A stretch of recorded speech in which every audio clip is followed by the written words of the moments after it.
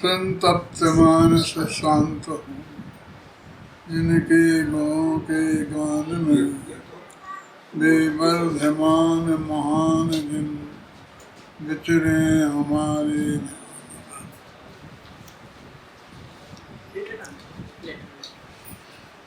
मैंने आपकी गोष्ठी आज तो शुरू से पूरी सुनी है, कल की भी थोड़ी सुनी थी, उसके पहले तो मैंने नहीं सुनी, मेरे ध्यान में भी नहीं था। तो कल पूछा कि भाई तो कब है वो गोष्ठी, तो इन्होंने बताया कल है। कल तो मेरी अध्यक्षता में है, तो गोष्ठी कब से शुरू हुई, तो होगी जब भी हुई, लेकिन मुझे पता नहीं था, मैंने सुनी नहीं। लेकिन मुझे बहुत अधिक प्रसन्नता इस बात की है कि मैंने कल्पना नहीं की थी कि नए चक्र अपन लिखेंगे, पढ़ाएंगे, तो वो इस तरह चर्चा का विषय बनेगा। और हमारे विद्यार्थी विद्वान तो वास्तव में वो अच्छी कोटि के विद्वान हैं, उसे इस गहराई से चर्चा करेंगे, इसकी कल्पना मुझे नहीं थी। और एक दफ़े जब मैं सोनगढ़ में गुरुदेव के सामने नए चक्र पढ़ा रहा था, तो एक नए के बारे में जब मैं लिख ही रहा था, दिव्यार्थ नए है ना 10 प्रकार के, एक नए है, उसमें ध्यान नहीं आ रहा है, तो वो मैंने जाके गुरुदेव जी से पूछा कि ये इस नए के विषय के बारे में मैंने लिख तो लिया है, लेकिन फिर भी मेरे चित्त में थोड़ी शंका बनी हुई है, तो क्या आप इसके बारे में कुछ मुझे बता सकते हैं? आपका चिंतन हो कदाचित। उन्होंने बहुत स्पष्ट शब्दों में कहा, भैया मेरी उम्र हो गई है और उस उम्र में अब मैं समय साल के अलावा कुछ पढ़ता नहीं हूँ, तो ज़्यादा माथा नहीं मारता है। गुरुदेव श्री ने मेरे से एक कहा था, भाई ये उसी साल की बात है जिस साल मुझे गुरुदेव के सामने पढ़ाने का मौका मिला था, और नए चक्र ही मैंने पढ़ाने का नक्की किया था। उससे मुझे एक बात सीखने को गुरुदेव से मिली कि एक निश्चित उम्र आ जाने के बाद अगर आप समझें तो आपको ज़्यादा उलझना नहीं चाहिए। और मुझे बार बार वो बात याद आती है, जब भी कोई उलझन का मामला आता है तो अपने चित्त को वहाँ से हटाने के लिए गुरुदेव श्री का वो विकल्प है, वो कितनी सहजता से, कितनी सरलता से उन्होंने कह दिया कि मैंने नहीं सोचा, मुझे नहीं, कुछ नहीं, इस बारे में कुछ कहना नहीं है। हम तो एक छोटे से छोटा विद्वान, कहीं मैं इसका जवाब नहीं दूंगा तो ये समझा जाएगा कि मैं कुछ नहीं समझता हूँ, तो जो कुछ भी यहाँ कुछ ना कुछ कहो, और ये कुछ ना कुछ कहो, इसी चक्कर में इतनी चर्चाएँ इतनी लंबी हो जाती हैं।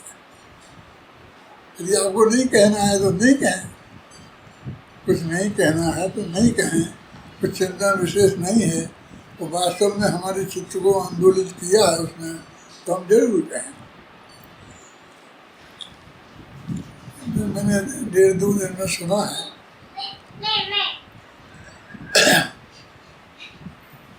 एक तो मुझे बात यही कहनी थी कि आप लोग इस तरह से गहराई से अध्ययन कर रहे हैं।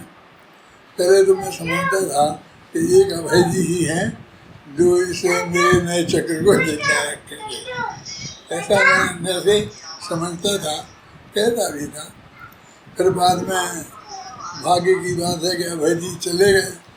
मैं तो बहुत समझाया था, 3 पेज का पत्र उनकी माँ को भी लिखा था कि भाई अभी जाने की ज़रूरत नहीं है, से समय आता। खैर जो भी सही, लेकिन चिंता थी, समाज संजीव गोधा ने उस काम को बहुत अच्छी तरह संभाल लिया, तो उसकी तो क्षतिपूर्ति हो गई। लेकिन इस बात की भी मुझे बहुत ज़्यादा खुशी है कि अभय जी ने वो नए चक्र और क्रमबद्ध पर्याय पढ़ाने का काम जो यहाँ करते थे वो पढ़ाना चालू रखा। अभय जी ने चालू रखा और यहाँ संजीव गोधा ने संभाल लिया। दोनों बातों से मुझे बहुत बहुत प्रसन्नता हुई है। और अब जब भी निर्णयों के बारे में गोष्ठी की बात आती है तो मैं कितने भी तकलीफ में हूँ लेकिन मैं मना नहीं कर सकता, क्योंकि मेरे लिए बहुत प्रिय विषय है, तो सुनने के लिए ही मैं शामिल हो सकता हूँ। और दूसरी बात ये भी है कि सागर वाले जो काम करते हैं ना, अरुण मोदी जी कर रहे हैं, उनके सब भाई बहन कर रहे हैं, तो इनको भी मैं किसी से मना नहीं कर सकता। ये भी जब मेरे से कुछ कहते हैं तो मैंने शायद, मुझे याद नहीं है कभी मैंने मना किया। तो इस तरह से मेरी इच्छा में रहती है कि मैं एक बात आपसे कहना चाहता हूँ। मैं तो रोजाना कृष्ण सार की उन गाथाओं को याद करता हूँ, खासकर 5वीं गाथा को, उपसंमयामि सम्मम दत्तो निर्माण संवृत्ति। मैं कि उस उपसम भाव को प्राप्त होता हूँ जिससे निर्वाण की प्राप्ति होती है।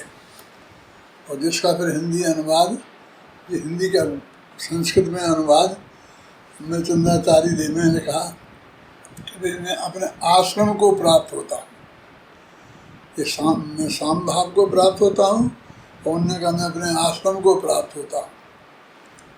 तो आश्रम होता है तो मैं उसमें जाता हूँ। लोग समझते हैं कि बहुत बढ़िया आश्रम होगा उनका, कुन का होगा, कुन का नहीं होगा, तो अमृतचंद का तो होगा ही होगा, ऐसे सोच करके। लेकिन वहाँ कोई आश्रम नहीं है। वे जिस साम्य भाव को प्राप्त होने की बात करते हैं, मैं उस साम्य भाव की बात करता हूँ। और उसी साम्य भाव से फिर उन्होंने, ऐसा नहीं कि 5 गाथाओं में मंगलाचरण की बात खत्म कर दी, मैं खत्म कहाँ की, तुमने साम्य भाव की बात शुरू कर दी। और फिर उन्होंने कहा ये साम्य भाव क्या है, कि धर्म है, चारित्र है, उसको चारित्र भी कहा, धर्म भी कहा, और कहा कि अभी हमारी समझ में नहीं आएगा तुम क्या कह रहे हो। तो उन्होंने ये कहा, मोह क्षोभ विहीनो परिणामो अपनो समो। मोह और क्षोभ से रहित जो परिणाम है आत्मा का, वो संभाव है। मोह माने मिथ्यात्व और क्षोभ माने राग द्वेष, माने चारित्र मोह दर्शन मोह दोनों से रहित जो आत्मा का परिणाम है वह सम है। उसको चारित्र कहते हैं, उसे धर्म कहते हैं। मैं उसको प्राप्त होता हूँ मंगलाचरण के बाद। परमात्मा के पास से वे निवृत्त हुए तो सीधे आत्मा में गए। माने वे मंगलाचरण जो है परमात्मा के पास थे ना, परमात्मा को याद कर रहे थे एक एक को नाम करके, और फिर ये भी कह रहे थे भैया प्रत्येक को सामूहिक रूप से याद करता हूँ, फिर जुदा जुदा भी करता हूँ, तो सबके नाम लेना तो संभव नहीं है, इसलिए तुम सब लोग इसमें सबको याद करना चाहता हूँ। इतने विस्तार में जाके भी स्वामी भाव को प्राप्त होते हैं। मैंने इन 2-3 वर्षों में जितना भी तत्व चिंतन किया है, तो मैंने शायद कभी कहा था कि मैं आप लोगों से, मैं फिर थोड़ा कहता हूँ कि मैंने बहुत सोचा कि अभी मैं धर्म के क्षेत्र में और कहाँ तरक्की कर सकता हूँ, कहाँ आगे बढ़ सकता हूँ। पूज्य गुरुदेव श्री के प्रताप से मेरे को ये तत्व ज्ञान की धारा मिली है, और ये परम सत्य वहाँ भाग्य से हाथ लगा है। तो मुझे अभी, और इतनी आयु मिल गई, मुझे भरोसा नहीं था कि मैं इतना जीऊँगा, क्या नहीं ना। तो मुझे अभी कुछ ना कुछ इसमें आगे बढ़ने की कोशिश करना चाहिए। मैंने सोचा मुनि धर्म के बारे में, श्रावक धर्म के बारे में करते करते अपने को बहुत अक्षम पाया। तो मैंने कहा भाई थोड़ा वृत्तांत तो ले सकते हैं हेमचंद जी। मैंने सोचा गंभीरता से कि अभी हम क्या, कुछ है ही नहीं, ये बाहर से देखते हैं तो ऐसा कुछ दिखता ही नहीं है। यदि हम लोग व्रत लेंगे तो वो हमें छोड़ना पड़ेगा, और वो हम नहीं छोड़ सकते हैं। लेकिन मैं बहुत गहराई से मैं गया तो बाही में ही अटक के रह गया। बाही में ही मैंने कहा कि हम हार्ट के पेशेंट हैं और हमको एक निश्चित मात्रा में खून को पतला रखना है। हर 7 महीने जांच करवानी है। यदि 2 से 2.5 के बीच में हो गए तो ठीक, यदि कम हो गए तो दवाई बढ़ानी है, ज़्यादा हो गए तो दवाई घटानी है। और ये दवाई कौन सी है, कैसी है, इसका हम कोई नक्की नहीं कर सकते। क्या हम ये दवाई छोड़ नहीं सकते हैं। यदि जीना है, यदि खून गाढ़ा हो जाएगा तो क्लोटिंग हो जाएगी, समझे ना। तो जो भी वो बीमारी क्लोटिंग होती है, उससे जो बीमारी होती है वो हो जाएगी। और नहीं तो खून पतला हो जाएगा तो ब्रेन हेमरेज वगैरह ऐसी कुछ होती है, बीमारियाँ बताते हैं डॉक्टर, वो हो जाएगी। तो ये आपको रखना है। तो मैंने कहा भाई ये एक तो गया, कभी मैं कोई प्रतिमा नहीं ले सकता। वाही व्यवहार की दृष्टि से भी मैं टीवी पे बोल रहा हूँ, अपने सब विद्यार्थियों के सामने और सारे देश के सामने। क्या मेरे कहने का मतलब कोई छिपाने की बात नहीं, मुझे बोलना है। तो इसलिए मैंने कहा वो नहीं हो सकता है कोई, लेकिन अपना गुरुदेव के हिसाब से चौथे गुणस्थान की भूमिका तो मैं तो हो ही सकता है कि जो हमारी स्थितियाँ हैं और जिन स्थितियों में हम हैं, तो इसके हिसाब से हमको सोच के निर्णय करना चाहिए। तो उस भूमिका में तो हमको अभय जी आना ही चाहिए। अब मैं उसमें से फिर मैंने ये सोचा कि उपसम्यामि सम्मम जतो निर्माण संपत्ति।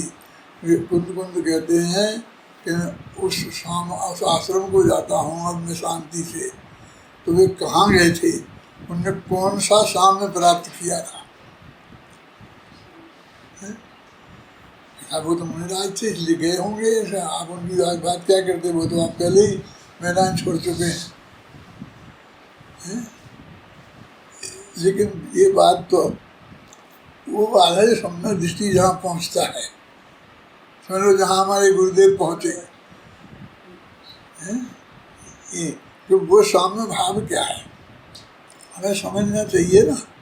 अब वहाँ ये देख के अभी जो अनुयोगों की बात आप कर रहे थे, चरणानुयोग के हिसाब से श्रीगुला की बात करी थी, और फलाने अनुयोग से, वो फलाने अनुयोग से, तो ये असली जो मूल तो चीज़ यही है ना, धर्म ध्यान करना तो यही करना है। अब इसमें जब हम वो साम्य भाव को प्राप्त होंगे और वो साम्य भाव मोह और क्षोभ से रहित है, तो मिथ्या तो अनंतानबंदी जाएगा और जो साम्य भाव प्राप्त होगा तो चौथे गुण स्थान वाला होगा। जो अनंतानबंदी अप्रत्याख्यान और जो मिथ्यात्व जाएगा तो उससे वो पंचम गुण स्थान वाला साम्य भाव प्राप्त होगा। और यदि 3 कसाय का अभाव होगा और जो भी सब होगा जो शास्त्र में बताया है, तो ये 7वें शास्त्र में अनुष्ठान वाला साम्य भाव प्रकट होगा। लेकिन साम्य भाव तो प्रकट होगा। अब सवाल तो साम्य भाव प्रकट करने की है, साम्य में जाने की है। नहीं जाया जा सकता, वो तो खत्म हो गया। क्या कहना हो राकेश? कभी पंचम काल है, फलाना है, तो इसलिए धर्म धारण नहीं किया जा सकता। करो मत। कितना किया जा सकता है, कितना हो सकता है, क्या हो सकता है? जितना हो सकता है उतना हो गया है क्या? नहीं हो गया है तो होना चाहिए, हो गया है तो और बढ़ना चाहिए। यदि वो है तो बढ़े, नहीं तो कायम रहना चाहिए। इस बात पर निरंतर हमें गंभीरता से विचार करते रहना चाहिए। मैं सोचता हूँ शत्रुओं को खोजता हूँ। आज मैं क्या कहना चाहता हूँ कि मेरी किसी से शत्रुता है, सोचता हूँ कहाँ कभी किसी से कैसा हो गया था, हैं? फिर हृदय के किसी कोने में किसी के प्रति शत्रुता का भाव विद्यमान है क्या? और यदि है तो वो नहीं रहना चाहिए। तो लोग कहते हैं कि देश को छोड़ दिया, छोड़ो देश को, छोड़ो, गिन गिन के छोड़ो। कहते हैं शत्रुओं को गिन गिन के मारो, शत्रुता को मारो, मतलब अच्छी तरह से। मैं क्षमावाणी में भी कहता हूँ कि बराबर सोच सोच के क्षमा मांगो कि किन किन से मुझे क्षमा मांगने की जरूरत है ना। फिर हम कहते हैं नहीं साहब, मेरा तो सबसे बहुत प्रेम है, किसी से कोई देश, मुझे कोई शत्रु दिखाई देता नहीं है। थोड़ी बहुत याद आती है कि किन्हीं लोगों की कभी कोई संयोग बना था तो मैं वो छूट गया, वो छूट गया है। अब मेरे चित्त में उसकी वजह से कोई क्षोभ नहीं है। क्यों? सबसे क्या हो गया है? प्रेम। तो मैं कहता हूँ कुछ नहीं छूटा, राग छूटा, द्वेष छूटा और राग हो गया। क्या छूटा? उसमें तो शर्त ये लिखी थी, मोह क्षोह विहीनो परिणामो अप्रणो समूह। मोह और क्षोभ, क्षोभ माने राग दे, इन दोनों से रहित परिणाम। तुम कहता प्रेम हो गया, प्रेम हो गया, वात्सल्य हो गया। मैं आज के लोगों से यही सब कहता हूँ कि भाई देखो, मैं तुमसे रोज में रखना, माफी मांगता हूँ। तो ये भी कहता हूँ, इसका मतलब ये मैं समझ लेना कि मुझे तेरे से प्रेम करूँगा, तेरे से राग रखूँगा। मैं द्वेष छोड़ के राग करने की बात नहीं कह रहा हूँ, मैं राग द्वेष दोनों छोड़ दूँगा। मैं क्या कह रहा हूँ आपके ख्याल में बात तो आ रही होगी आपको। आपकी नई की चर्चा में ये बहुत बेघन रूप लग रही होगी, जैसी भी लग रही हो। नई की चर्चा तुम्हारी नहीं है, मेरी भी है, हैं? तो समझिए मैं ये कह रहा हूँ कि वो राग भी हमको नहीं बढ़ाना है। देश कम हो गए जितनी मात्रा में, वहाँ राग बढ़े तो काम खत्म। वो देश के साथ में राग भी कम हो गए, राग देश कम हो गए, क्षोभ कम हो गए। मिथ्यात्व में तो कम होने की बात होती नहीं है, क्योंकि वो तो जब जाता है तो पूरे ही जाता है। चाहे वो सम्यक दर्शन हो, चाहे क्षयोपम सम्यक दर्शन हो, और चाहे उपशम सम्यक दर्शन हो, अधूरा नहीं होता, अधूरा नहीं होता। सम्यक दर्शन तो एक साथ पूरा ही होता है।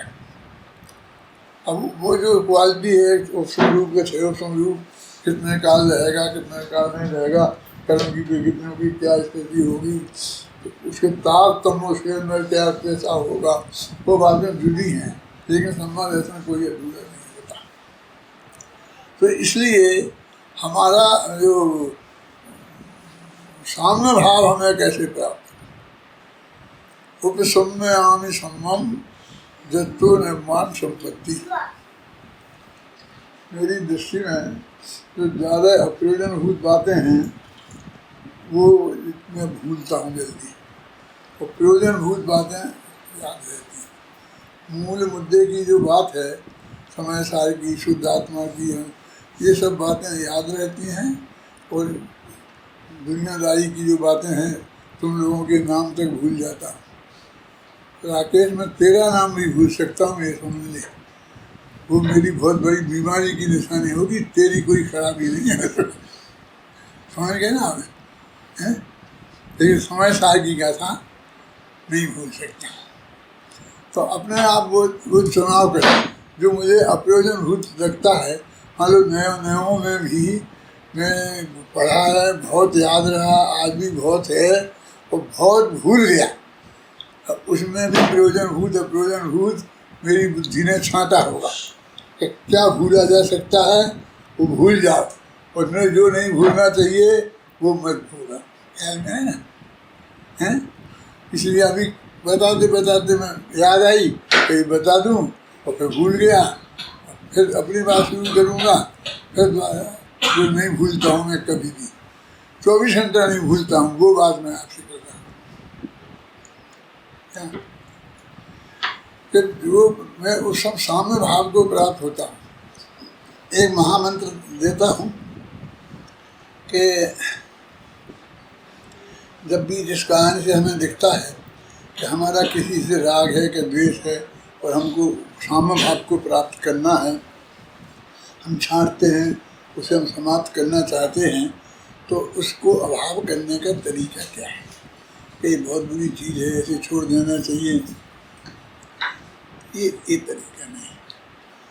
ये जिस कारण इससे द्वेष हुआ है वो कारण नहीं है।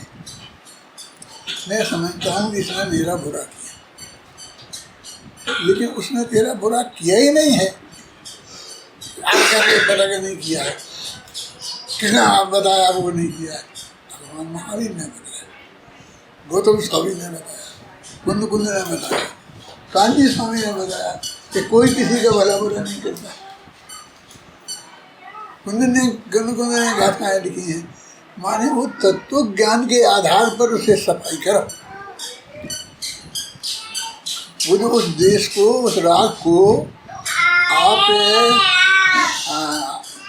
सिद्धांत के आधार पर समन करो, कि नहीं भी गुस्सा करना बुरी चीज़ है, रहना अच्छी बात नहीं है, हमें तत्व ज्ञान मिला है तो किसी से द्वेष नहीं रखना चाहिए, ये कोई रास्ता नहीं है। ये वस्तु का स्वरूप नहीं है। वस्तु का स्वरूप ये है कि किसी दूसरे के कारण राग द्वेष हुआ ही नहीं है, किसी ने मेरा भला बुरा किया ही नहीं है, कोई मेरा भला बुरा कर ही नहीं सकता है। समझे ना? मेरी आदत ऐसी हो गई है, जब किसी से बातचीत चलती है घर में भी, मेरा भाग्य के उदय से मेरा सारा परिवार भी ऐसा हो गया है कि उससे भी मेरी तत्व चर्चा कर सकता हूँ। उससे भी मैं जैसी बातें आप लोगों से कर रहा हूँ, ऐसी उनसे भी मैं ऐसी बातें कर सकता हूँ, और वे कम से कम मुँह नहीं बनाते हैं, प्रसन्न चित्त से उस बात को सुनते हैं। तो ये भी मैं अपने महाभाग्य का उदय समझता हूँ। आप लोग भी प्रसन्न चित्त से सुन रहे हैं, इसलिए मैं इसे भी भाग्य का उदय समझता हूँ। तो मैं उससे एक कहता हूँ, कल परसों की बात चल रही थी कि वो ऐसा हुआ ऐसा, तो मैंने कहा कि वो ऐसा हो सकता है, वो ऐसा कर सकता है। गुरुदेव सिंह ने ये बताया है। मैं ये कहता हूँ, जब वो कोई जब एक दूसरे का कह कुछ भला बुरा कर ही नहीं सकता है, तो तुम बात कैसे कर रहे हो? तो वो कहता देखो ये अभी अपने तत्व की बातें करने लग गए, अभी जो बात चल रही उसकी बात को चलने नहीं देते हो। लेकिन ये तत्व की बात कोई सच्ची बात नहीं है, अच्छी बात नहीं है। क्या ये दूसरे का कुछ कर सकता है? क्या ये फालतू बात है जो बीच में मैंने ऐसा क्या करता हूँ? कभी तुमने ये कह रहे हो, हम तुमसे तत्व चर्चा करने नहीं आए, हम कह रहे हैं कि तुम उसे रोक लो, समझा देना, नहीं तो मेरे से बुरा कोई नहीं होगा। भैया कैसी बात करते हो? तुमसे अच्छा कोई नहीं है। तुम कह रहे हो मेरे से बुरा कोई नहीं होगा। मुझे तो तुम जैसे ऐसे अच्छा कोई दिखाई नहीं देता है। मैं अपने परमात्मा से, अध्यात्म से बोलता हूँ 10-5 दिन में, कभी महीना 2 महीना में 1 आध दिन, कि मुझे बहुत संतोष था, घबराना नहीं, कि मेरे जैसे बेटे किसी के नहीं है। ये मन बिल्कुल तत्व का प्रेम, सत्ता, इस तरह की बात में मैं घबराना नहीं। मेरी दृष्टि में तो अभी भी तुम सबसे अच्छे हो। मुझे तुम्हारी तुलना में कोई दिखता नहीं दूसरे का ऐसा महाभाग हो से ऐसे बच्चे प्राप्त हुए हों। लेकिन जितने अच्छे मैं चाहता हूँ उसमें कुछ कम है। समझ में आया? नहीं आया? मैं थोड़ा इससे आगे और चाहता हूँ।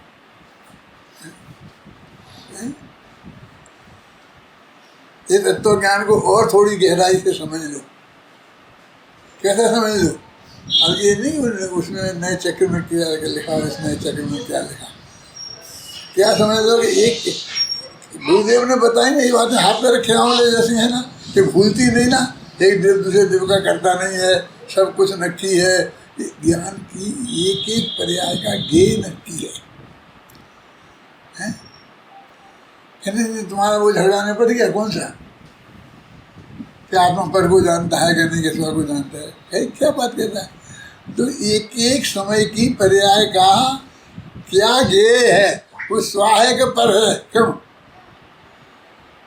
टोडरमल जी तो कहते हैं छपक श्रेणी में भी अर्थ संक्रांति होती है और ज्ञेय बदल जाता है, और उस समय की पर्याय का जो ज्ञेय बनना होगा बनेगा। तो उन्होंने कहा फिर वो बंध शुरू हो जाता होगा ना, वो निर्जरा रुक जाती होगी, निर्जरा की वृद्धि के नहीं रुकती है। क्यों? क्योंकि विपरागता खंडित नहीं होती है। टोडरमल जी ने लिखा ना, ये सिद्धांत मेरे कहने का अर्थ है, एक देव दूसरे देव का करता नहीं है, कोई किसी का भला बुरा नहीं कर सकता है।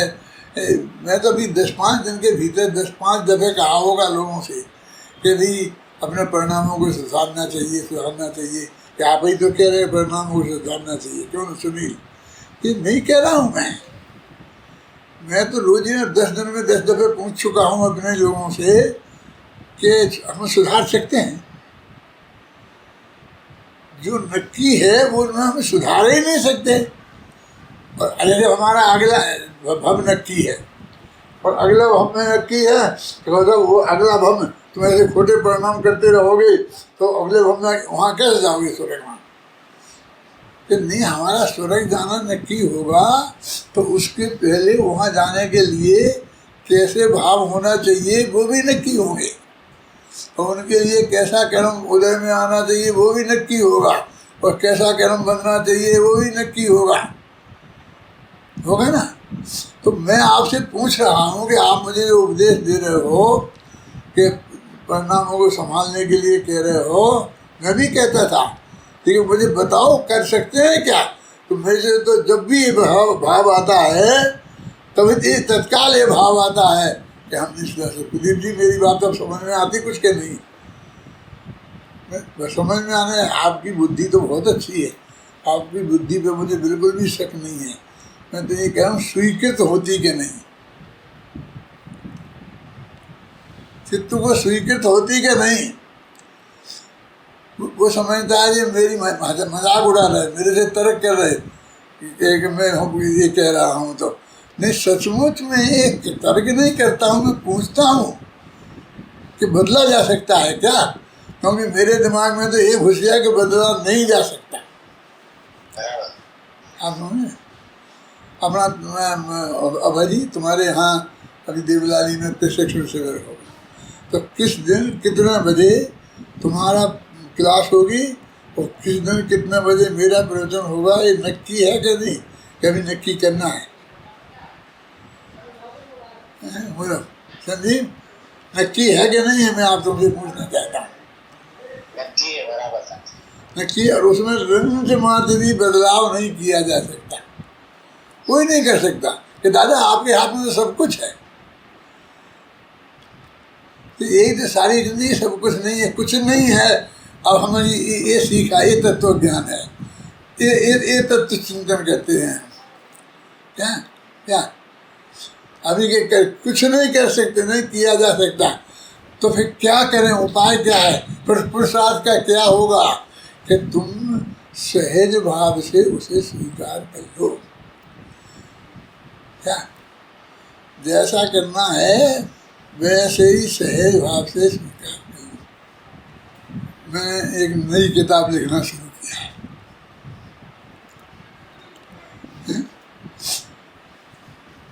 मेरा ऑपरेशन हुआ था जिस दिन,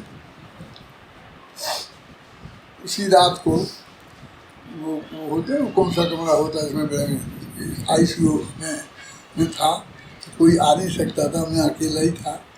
और वो मेरी वो मशीन है ना जो में बांधना पड़ती है रात को मुझे, तो उसका वो कुछ ख़राब हो गया था, तो वो लगती नहीं थी। तो उसे मुझे 3:30 बजे तक नींद नहीं आई। तो मैं सोच रहा था कि अब मेरी तबीयत ठीक हो रही है, अब मैं कुछ लिख सकता हूँ, बोल सकता हूँ, मुझे करना चाहिए। लेकिन ना मेरे पास पेन था, ना मेरे पास कागज़ था, और कुछ नहीं था, और ना फ़ोन था कि मैं किसी को फ़ोन करके कह सकता था। बैठा था कि उसी वक्त रात के 3:30 बजे 2 नर्सें मेरे पास आई। और वो मेरे से बोली कि हम आपका ब्लड प्रेशर लेना चाहते हैं। तो मैंने कहा ले लो। एक बात है कि जब तुम ब्लड प्रेशर ले लो, और भाई सच्ची घटना सुना रहा हूँ मैं, तो उसके बाद 2-3 कागज, एक पेन मुझे ला के देना। क्यों, क्या करोगे? मैंने कहा मैं कुछ लिखना चाहता हूँ। क्या मेरे पास कुछ है नहीं, अब मेरे पास फ़ोन भी नहीं है, मैं कुछ नहीं कर सकता हूँ, अब मुझे लिखना मेरा भाव है, मैं लिखूँगा। मुझे चुपचाप चली गई और 5-7 मिनट तक नहीं आई। मैं उनकी तरफ देखता रहा। फिर वे बोली वहाँ से कि नहीं, आप चिंता नहीं करो दादाजी, हम आपको पेन और कागज जरूर देंगे, बहुत ज़रूरी काम निपटा रहे हैं, और फिर आपको देते हैं। फिर वो मेरे पास 5-7 मिनट में कागज पेन ले आए और मैंने वो किताब शुरू कर दी।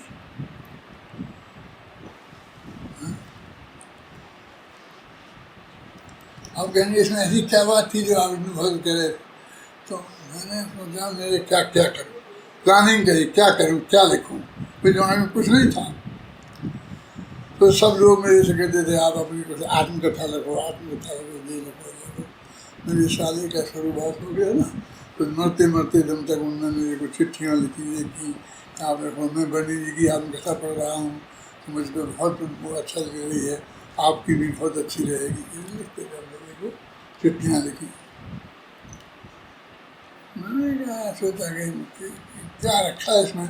मैं उनसे कहता रहा, वो बचपन में जो निश्चित रूप से अज्ञान की दशा थी, कुछ मतलब उसमें तत्व की बात नहीं है।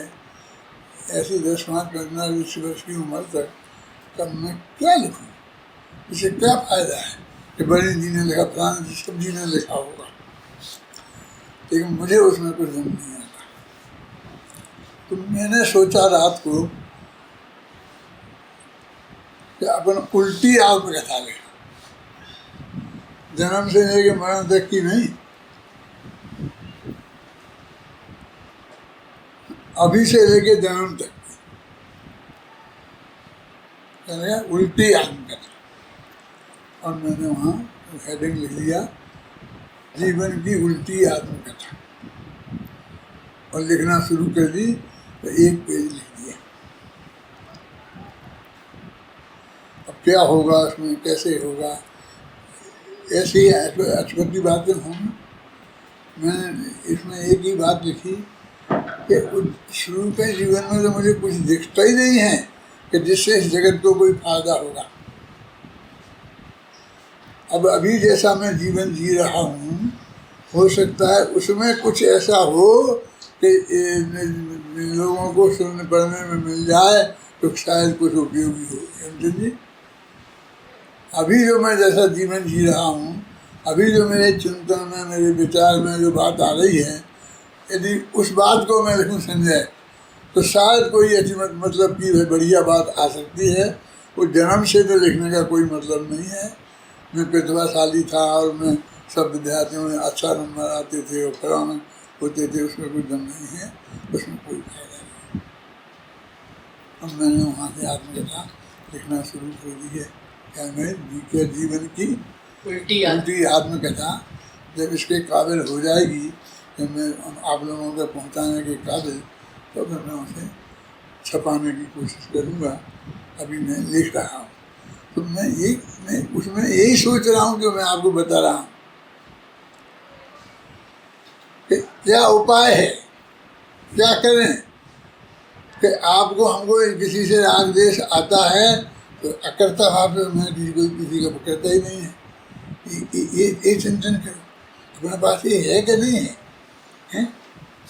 अभी ये करना है, भगवान से प्रार्थना करना है, तो क्या मांगना है।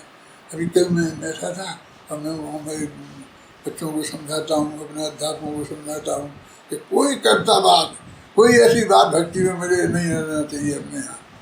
और कोई का लड़का नया आ गया था और वो बोल रहा था, क्या बोल रहा था, तेरा क्या बिगड़ता है मेरी बिगड़ी सुधरती है। मैंने कहा भगवान से कह रहा है। तुम्हारा क्या जरा सा मेरी तरफ देख लो, थोड़ा तुम कर दो तो मेरा काम हो जाएगा। तुम्हारा क्या बिगड़ता है? मेरी बिगड़ी रहती है। किससे कह रहा है? वो कौन है? वो भगवान का क्या स्वरूप है? क्यों छोटे मनीष मारे भ्रमण की भक्ति के समय में ये चल रहा था। मैं तो आकुल बैठे हुए। उसी वक्त मैंने अपनी सेक्रेटरी को बुलाया। ये क्या है? मैं कहती क्या हो रहा? किसका बिगड़ता है? किसका सुधरता है? भगवान से ऐसी बातें करते हैं कि तेरा क्या बिगड़ता है? तेरा मेरा की भाषा करने बात करते हैं। अब आपकी भी भूल गए हैं?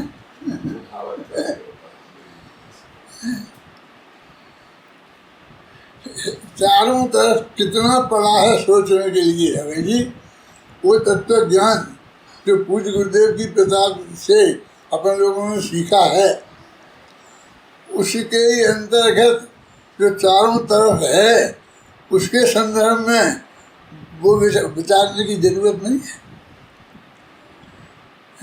कितने अकर्तावाद का सिद्धांत सारे देश में, दुनिया में हम अकर्तावादी, और हमारे ऐसा कर्तावाद हमारे यहाँ चलता रहे, ऐसा हमारे चिंतन में चलता रहे कि हमारा देश में इसका हम ये करें वो करें।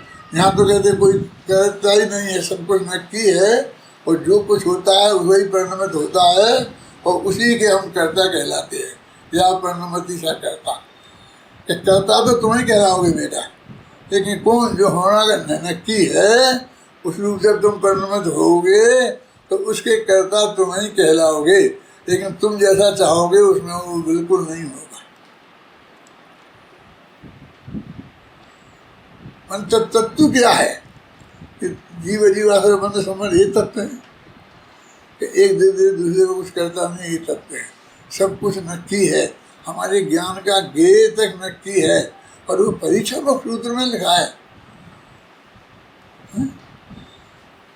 तुमसे मैं क्या कहूँ? मैं सोचता हूँ मैंने पढ़ा था 11 वर्ष की उम्र में परीक्षा मुक्त सूत्र। तुम्हारी परीक्षा मुक्त सूत्र पढ़ने वाले कोई 11 वर्ष की उम्र के नहीं होंगे, लेकिन हम तो हमारे पास आते हो 15-16 वर्ष की उम्र में, तो 1 महीना भर के भीतर ही पढ़ा देते हैं। हम देर नहीं करते, आते ही लेट हो। मैंने 11 वर्ष की उम्र में पढ़ा था, और मुझे विचार आता है कि 11 वर्ष की उम्र के बाद, हमने 80 वर्ष के बाद में वही समझ में आ रहा है कि हर ज्ञान का गेय नक्की है। अबे जी, सब अपने ही आत्मा ही जानने में आता होगा, पर जानने में नहीं आता होता तो सबका यही नक्की होता है, अपने आत्मा को जानता है। तो ये जानने के वो, ये दो का जानने का सवाल कहाँ खड़ा होता है?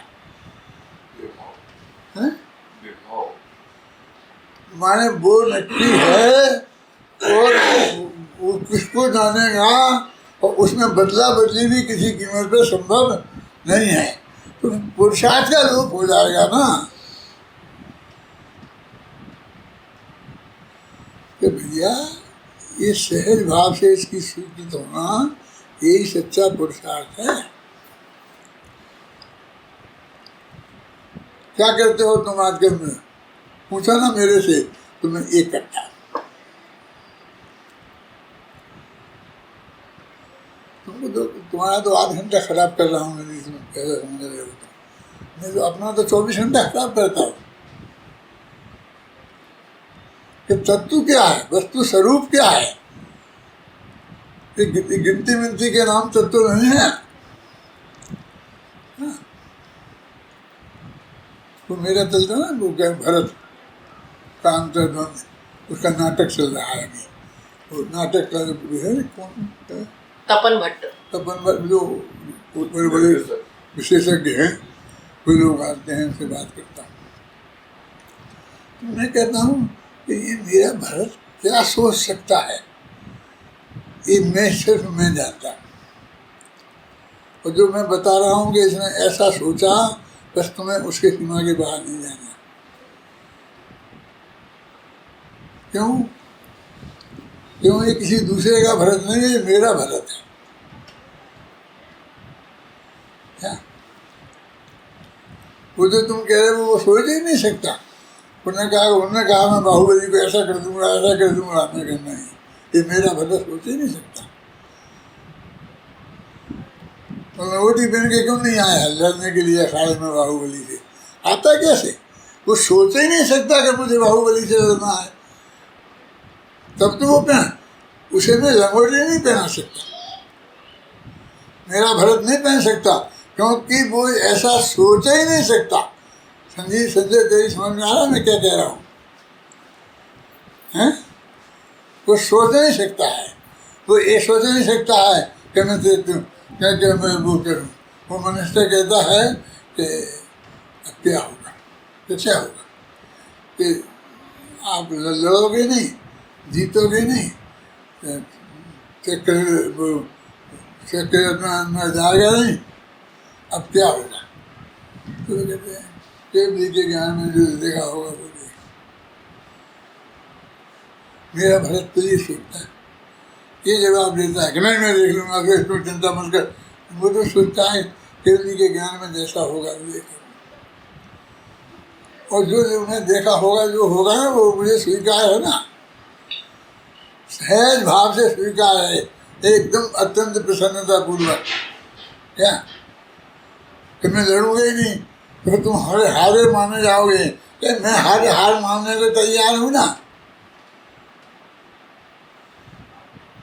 ये मेरा जीतने वाला भरत नहीं है। समझ में आया मैं क्या कह रहा हूँ? इस संबंध ऋषि का जीवन कैसा होता है, कैसा होना चाहिए, इन बातों के संबंध में कि हमको, मैंने वो अपने लिखा था ना, याद आता है मुझे, तो मेरे मित्र ने मेरे अस्पताल में जाके मेरे से पूछा था कि कहाँ जाओगे? कि जहाँ जाएंगे चले जाएंगे। हैं? तुम कहाँ जाना चाहते हो? कहीं नहीं जाना चाहते।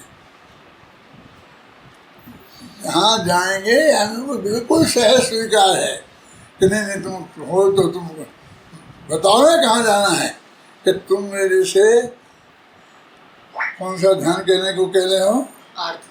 निधान नाम का आज ध्यान करने के लिए कह रहे हो कि मुझे यहाँ जाना है, ऐसा हो गए मैंने जो कुछ किया हो। मैंने किया ही नहीं है, मुझे कहीं जाना ही नहीं है। जाना है तो मोक्ष में जाना है। बोलो क्या तुम मोक्ष में तो नहीं जा सकते, अभी पंचम काल है और चरम शरीरी हो रही और भारत क्षेत्र है ये, तुम मोक्ष में तो नहीं जा सकते। तो हम तो कह रहे कि हमें जाना है, हम तो ये कह रहे कि जहाँ भी जाना होगा वो हमें अत्यंत सहज भाव से स्वीकार है। कि नरक में कि हाँ क्या कह रहे। मैंने कहा भगवान राजा सैनिक भगवान महावीर के स्मशान में पहुँचे थे और महावीर ने कहा होगा कि सैनिक तुम नरक में जाओगे।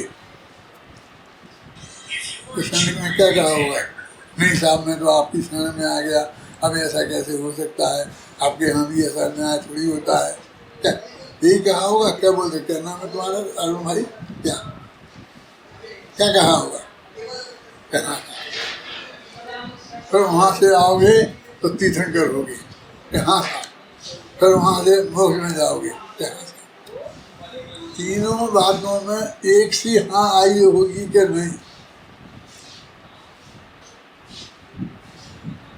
सम्मदृष्टि थे ना, तो तुम सम्मदृष्टि बनना चाहते हो तो एक ही हाँ आनी चाहिए कि नहीं? तुमने इतनी सी बात विकल्प में कह दी कि तुम्हें कि नरक में बता दिया तो तुम मान लोगे? क्यों? यदि हमें नरक में जाना है, मानना है, तो इतना मानने में क्या दम है? हमें तो केवल जी के ज्ञान में जो आया है, जो भविष्य में की है, वो बिल्कुल मान्य है। आज ही मैं सोच रहा था, आज मैंने पंक्ति लिखी भी है।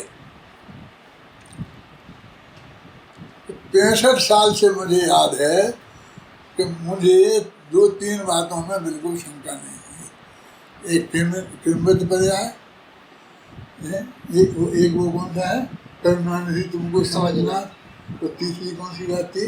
बीत रात तो इसमें ही आई है। कि इनमें 65 साल में मेरे चित्त में कभी कोई प्रश्न चिन्ह खड़ा नहीं हुआ। 65 साल का तो मुझे याद है। जिस दिन से मेरे को इस बात का ख्याल में आया, आज तक श्रद्धा अक्षुण्ण है।